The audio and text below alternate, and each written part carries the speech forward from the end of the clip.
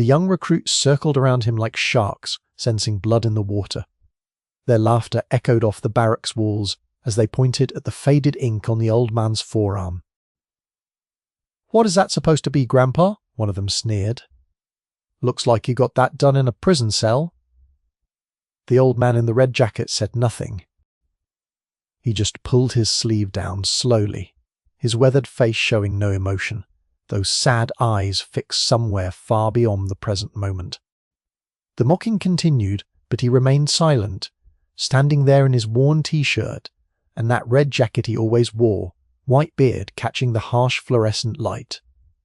What those recruits didn't know would soon change everything. His name was Thomas Brennan, and he had been hired as a civilian maintenance worker at the training facility 3 months ago.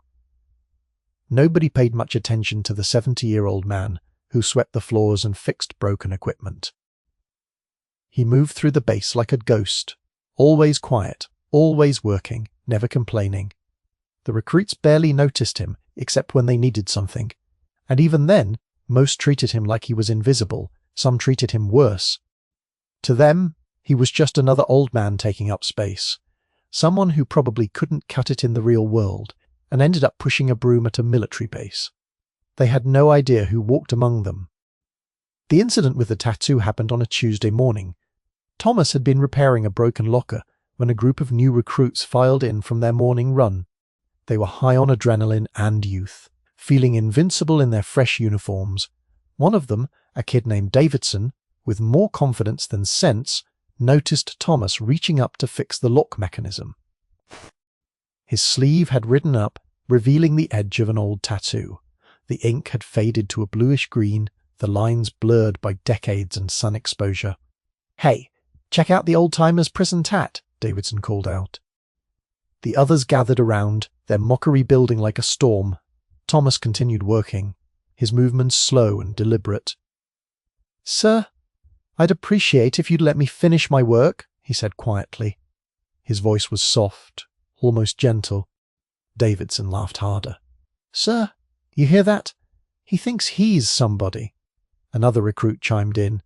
"What'd you do time for, old man? Steal someone's social security check?" The laughter grew louder. Thomas's jaw tightened slightly, the only sign that their words had any effect. He finished tightening the screw, tested the lock, and began gathering his tools. "That's what I thought," Davidson said. Quote, "Nothing to say, because there's nothing to you." The old man walked away, his red jacket seeming to hang heavier on his shoulders. He didn't report the incident. He never did. This wasn't the first time, and he suspected it wouldn't be the last. In the maintenance office, he sat down heavily in his chair and stared at the faded tattoo on his forearm. If you looked closely, really closely, you could make out what it once was. An eagle, globe, and anchor. Below it, numbers.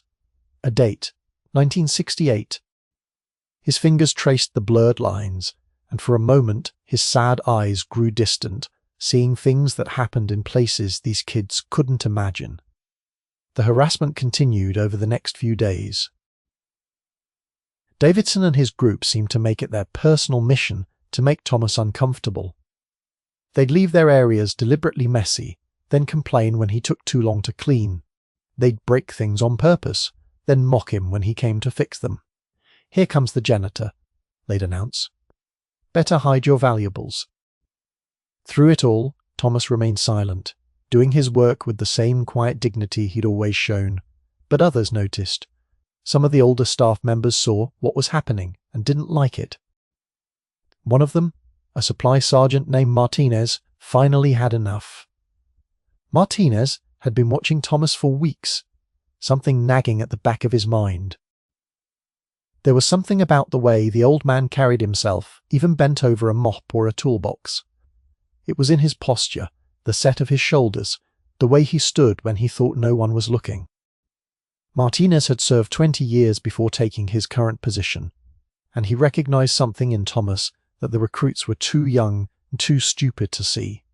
He decided to make a phone call. It took him 2 days to track down the right person, but when he finally made contact, the response was immediate and explosive. Friday morning formation was routine until it wasn't.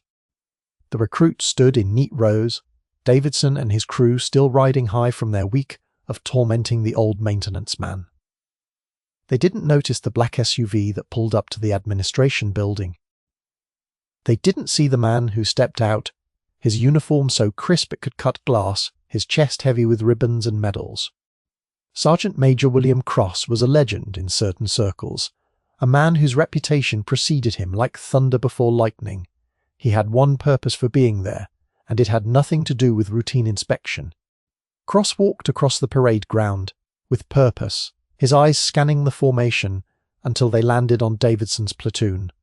The base commander himself had come out to meet him, slightly confused, but deeply respectful. Cross didn't waste time with pleasantries. "I need to see your maintenance staff," he said. Specifically Thomas Brennan. The commander's confusion deepened, but he nodded and sent a runner. Within minutes, Thomas appeared, still in his red jacket, still wearing that sad, serious expression. He stopped when he saw Cross, and something flickered in his eyes. Recognition. Memory. Pain. Cross walked directly to Thomas, and the entire base seemed to hold its breath. The sergeant major came to attention and rendered the sharpest salute anyone had ever seen. Thomas stood frozen for a long moment, then slowly, mechanically returned it.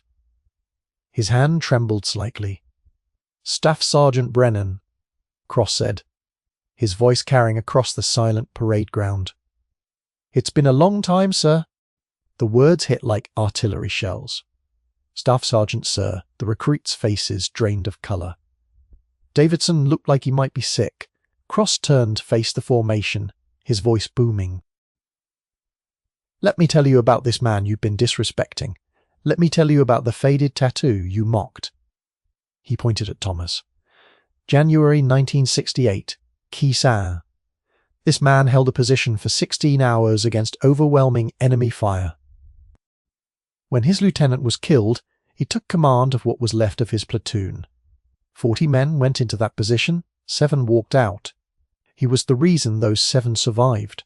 The silence was absolute. You could hear the wind moving through the trees. That tattoo you laughed at," Cross continued, his voice hard as iron. "He got it the day he enlisted, 56 years ago. It's faded because he's worn it through 3 tours in Vietnam. Through hell you can't imagine, through things that would break most of you before breakfast. He walked slowly in front of the formation. He was awarded the Silver Star for his actions at Khe Sanh, the Bronze Star with V device, 2 Purple Hearts. He carried wounded men through enemy fire. He called in artillery on his own position to save his brothers." Davidson was shaking now, tears streaming down his face. The other recruits stood rigid, many of them crying openly. Thomas remained still, his expression unchanged, but his eyes were glistening. Cross wasn't finished. After Vietnam, Staff Sergeant Brennan trained 3 generations of Marines. He shaped thousands of young men and women into warriors. He retired in 1992 with 30 years of service. And when his wife died 2 years ago, when he lost his pension to medical bills trying to save her, he took this job because he still wanted to serve. Because even at 70, even after everything, he still believes in this institution and the young people it shapes. Cross turned back to Thomas, his voice softening. "I was one of those young people, sir. You were my drill instructor in 1985. You taught me what it meant to be a Marine. Everything I am, everything I've accomplished, started with the foundation you built." He reached up and slowly rolled up his own sleeve, revealing a tattoo. An eagle, globe and anchor, fresh and bright. Below it, words. Brennan's Battalion, 1985. 37 of us got these, sir, to honour you, to remember what you taught us. The base commander stepped forward, his face pale. He'd had no idea. None of them had known. Thomas had never said a word, never mentioned his service, never asked for special treatment or recognition. He'd just quietly done his work, endured the disrespect, and kept his dignity. The commander's voice was tight with emotion. "Staff Sergeant Brennan, I owe you an apology. This facility owes you an apology. The treatment you've received here is unacceptable and ends now." Davidson broke formation, stumbling forward. He fell to his knees in front of Thomas, sobbing, "Sir, I'm sorry. I'm so sorry. I didn't know. I didn't." His voice broke. Thomas looked down at the young man for a long moment, then slowly reached down and placed his hand on Davidson's shoulder. "Stand up, son," he said quietly. Davidson struggled to his feet, unable to meet the old man's eyes. "You didn't know because I didn't tell you. But that's not an excuse for how you treated another human being. Respect isn't something you give only when someone proves they deserve it. It's something you offer until someone proves they don't." Cross announced that effective immediately, Thomas was being brought on as a special instructor, working with new recruits to teach them about military history and values. His salary would be adjusted accordingly, and he would be given quarters on base if he wanted them. The base commander added that a formal recognition ceremony would be held, and Thomas's service record would be properly displayed. The old man listened to all of this with the same quiet expression, but those who looked closely could see his shoulders straighten slightly, could see something shift in his bearing. Over the following weeks, the transformation was remarkable. Thomas began sharing his stories, not boasting, just teaching. The recruits sat in absolute silence as he described what combat really meant, what sacrifice looked like, what brotherhood forged in fire truly was. Davidson became his most devoted student, arriving early to every session, taking notes, asking questions. The young man had been given a gift, a chance to learn from his mistake, and he seized it with both hands. The mockery, the disrespect, the casual cruelty, all of it evaporated like morning mist. One evening, Thomas stood in front of a class, his red jacket replaced now with a proper instructor's uniform, though he still wore it sometimes out of habit. A recruit asked him about the tattoo. He rolled up his sleeve, showing the faded ink, without shame.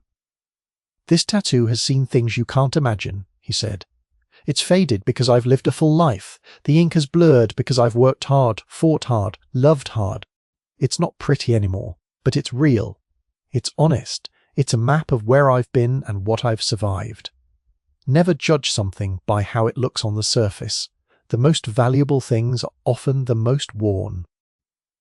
The base held the recognition ceremony on a bright Saturday morning.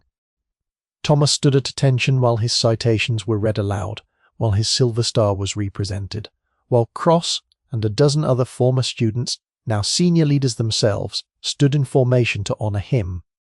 His children were there, flown in as a surprise, weeping with pride. The local news covered it, but Thomas seemed almost uncomfortable with the attention. Afterward he told Cross, "I didn't do any of this for recognition. I did it because it needed doing." "I know," Sir Cross replied. "That's exactly why you deserve it." Davidson approached Thomas before the ceremony ended. He'd been working on something for weeks. He held out a frame containing a restored version of Thomas's tattoo, professionally drawn, bright and clear, showing what it had looked like in 1968. Below it was a plaque. "To Staff Sergeant Thomas Brennan, who taught us that true strength is quiet, true courage is humble, and true honor is earned through a lifetime of service. With deepest respect and gratitude." It was signed by every recruit in Davidson's class.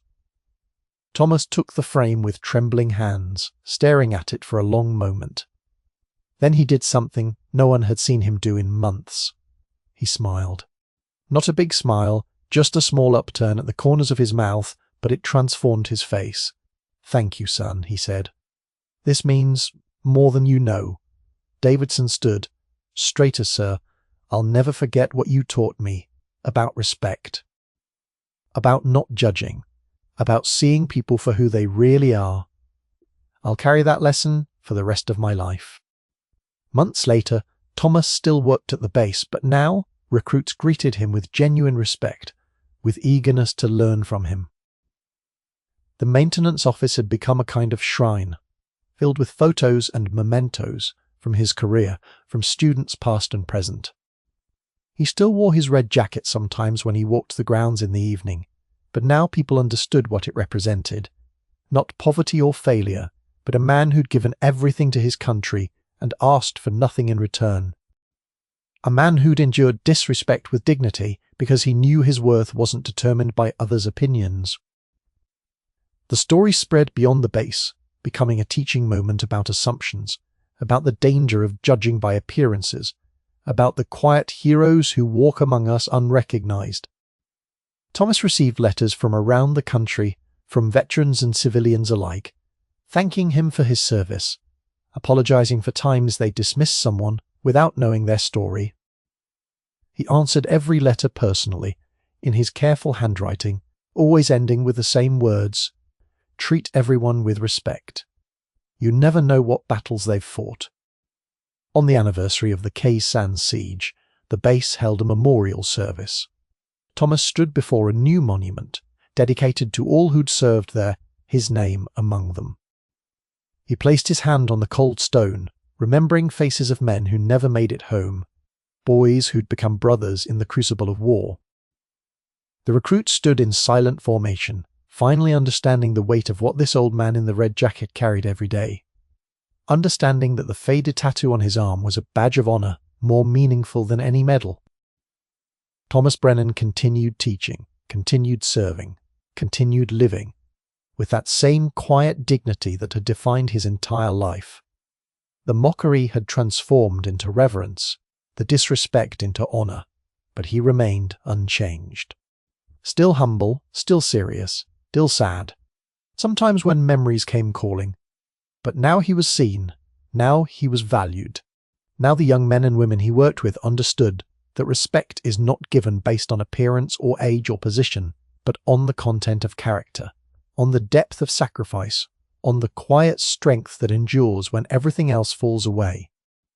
His faded tattoo had become a symbol, a reminder that the most important stories are often written in ink that time has softened but never erased.